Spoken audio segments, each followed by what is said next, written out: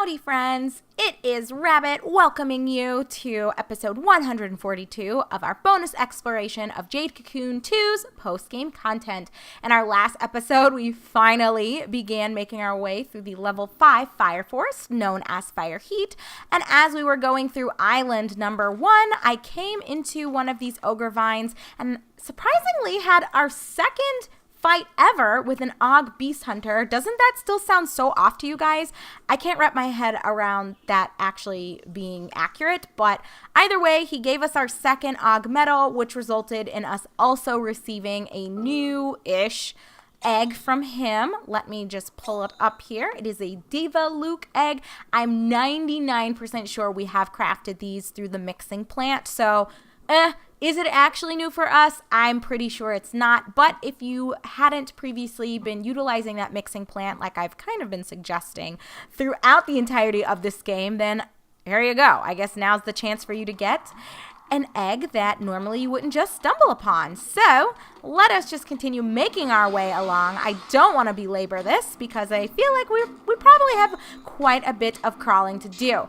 So, as is the usual, we're just gonna try to kill them as quickly as possible. I feel like we're gonna hit a bit of a brick wall though, because we're now gonna be facing monsters that are equipped with the same spells, or if not better spells that we either will access later, or for reasons that I've kind of talked about for a while now, we will not have access to, just because the original game is a little bit bugged and glitched. So we'll have to see how easy this is gonna be.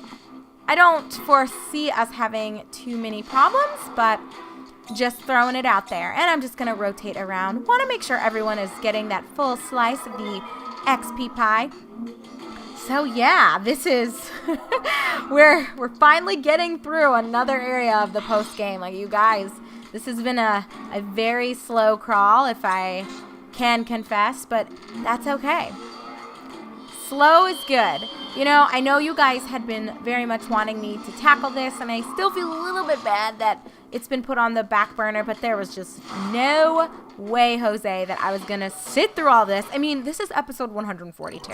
Granted, if I cut out most of the fights and then, wow, is this thing just going to be standing here? Looks like the answer is yes. If I cut out most of the fights and just showed you guys, like, highlights, basically, I could easily shave maybe 30 episodes off this playlist, especially after a certain point, I think.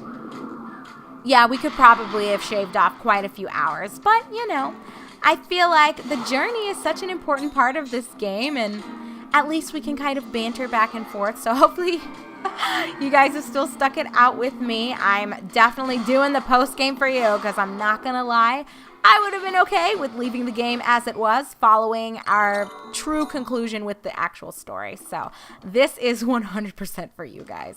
But it's good. It's all good. I don't think I actually need this.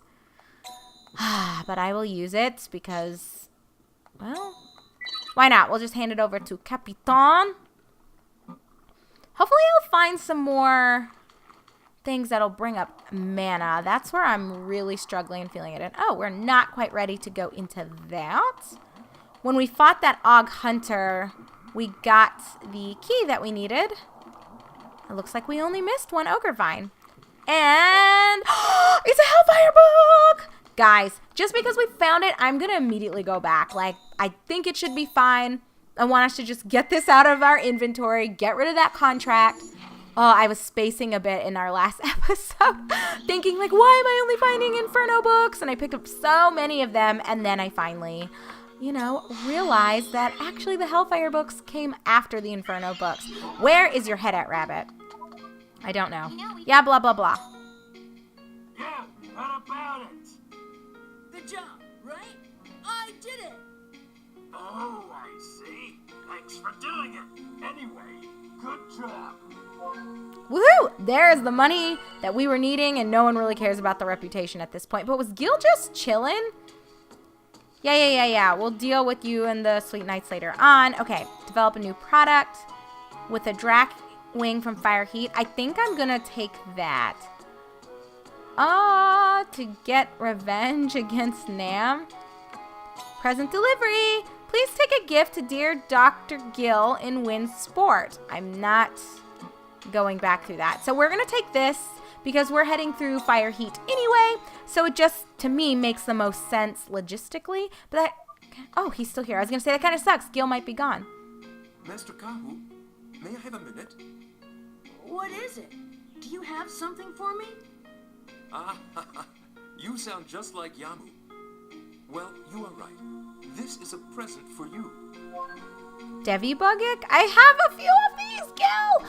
But it's cool because I guess at this point in the game, if you've been slacking and not uncovering eggs, even though I don't know how that would be the case because you really find so many more than you need and it's so easy to mix them. But it's cool that the game is trying to take it into its own hands and give you a couple freebies. So I guess we should take it happily. Really? I was just joking. Master Kahu, you have done many things for me. I wanted this to be a token of my thanks. I hope you can help me in the future, too. I see. I'm awfully glad. Don't you feel like you're getting tamed just like Yamu? No. I have no ulterior motives.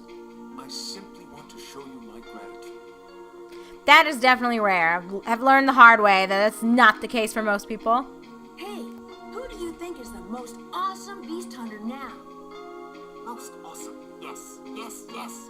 Minx, just check her out. So nice, so nice. That girl's got good taste, but she's got no loathsomeness. I want something raw, like exciting. Like, how can you go so far in battle? Isn't that sort of evil? No, not at all. It's like range of attacks. I think that too is important. Being cute is fine, but that alone is boring. You gotta be vulgar too. The shortcut to heaven lies in knowing the road to hell. Don't they say that? Oh, don't they? The shortcut to heaven lies in knowing the road to hell? Brah. Please, lay off the Boone's farm. As for you guys, just so that you don't have to watch me running back through Fire Heat 1, I'll do it myself and I will bring you to the end of that first island. I mean, it won't take too long, but I imagine there are going to be possibly 4 or 5 fights. So I'm just going to do it myself. Spare you guys the deets. I'll let you see the beginning, and if I find anything or if there's a cutscene, you know I will happily welcome you back. But just give me a couple minutes, friends. Oh, hi. Working hard? How's it going? Gee, I wonder. I guess I'm in a slump. I'm hitting a wall. The master doesn't say anything except examples. I give up. Wow, how unusual. Maybe it'll rain. I really hate rain. I can't stand this fairy. She's never at a loss for words. Well, some days are like this. Ha! No matter how far I go, it's forest, forest, forest. What's after that? Well, I guess it's more forest. See? Yep, I think so. Gee, I feel a lot better. Thanks, Kahu. What's with you two? You're weird. I somewhat regret bringing you guys back even for that convo, although I suppose it doesn't matter that much because we've exhausted, or I personally off camera have exhausted exploring all of the ogre vines here in Fire Heat 1. So whether it was here or another minute from now in front of the princess vine, you know, it is what it is. Let's try and see. Good luck to you two. That was, oh my gosh. I agree with what Nam was initially offering. Nico has sort of worn out her welcome. That much is sure. However, I'm not sure about the rest of what he was saying about the forest. But, you know, as long as he and Kahu are bonding, I guess I really shouldn't judge or mind one way or the other. So let's just keep on running around. Lots of Hellfire books, I'm sure, to be found. Oh, I did also pick up another one of those nice gems, a Fire Rose something something. What the fuck? Oh, the Drakewing. I was going to say, why? Why is this thing here? But, okay. I get it. Oh my gosh, you guys. That means we're going to be done with another. Ugh. Do I want to run back and see if there's another job to take? That's the question. You know, I probably won't. I'll probably just take the wing and us get through this, and we won't worry too much about it. I think that'll be fine. Because also, there might be a better point for us to go back because we'll have so many things to sell. Right now, it's really not that necessary. So yeah, I guess I've answered the question for myself. So anyway, how are all of you guys doing? I feel like throughout the 5 episodes so far in this recording session since I've sat down, I've talked about a variety of things. Woohoo, there's the drag wing as predicted. Talked about a variety of things from passing parents to new pets. So life has certainly switched up for me. There have been so many changes and adjustments that I've had to make to those changes, and you know, life does go on, but I think it's just interesting to look back even at old videos, even just from a year ago, and thinking about where I was living or what was going on in my life, things that were more pressing on my heart compared to now. So it's just interesting. I feel like I've been doing a lot of reflection since August events, and perhaps that's a good thing, you know, and it's helpful, I think, to be in that mindset anyway. I think it allows for a bit of comfort, you know, looking back fondly on things. It also allows for some growth if you see mistakes that you've made and you don't want to repeat them with other interactions or relationships or anything like that. So I feel like that's sort of been my head lately. I feel for some of you, I've probably not even been doing a really good job of hiding how I've been feeling, so I do apologize for that. I know since we had started Hoshigami Ruining the Earth, I've been trying to at least get the initial episodes off to a peppier start, just so, you know, a year from now, looking back on the episodes, it's not going to be as apparent that, oh my gosh, she just had such a humongous change occur in her life that was pretty devastating. So I'm doing my best to, I wouldn't say put on a mask of happiness, but at least, oh, what is this? Oh my God, really? Thanks for nothing. Would have rathered one of those extracts that permanently raises stats, but whatever. I guess that works too.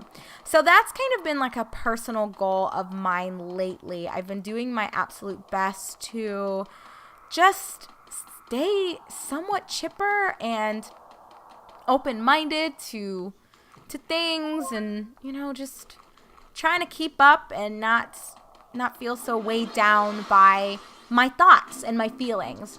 There are only so many things you can escape, you know. Sometimes you have to just put your fucking boots on and wade through the shit.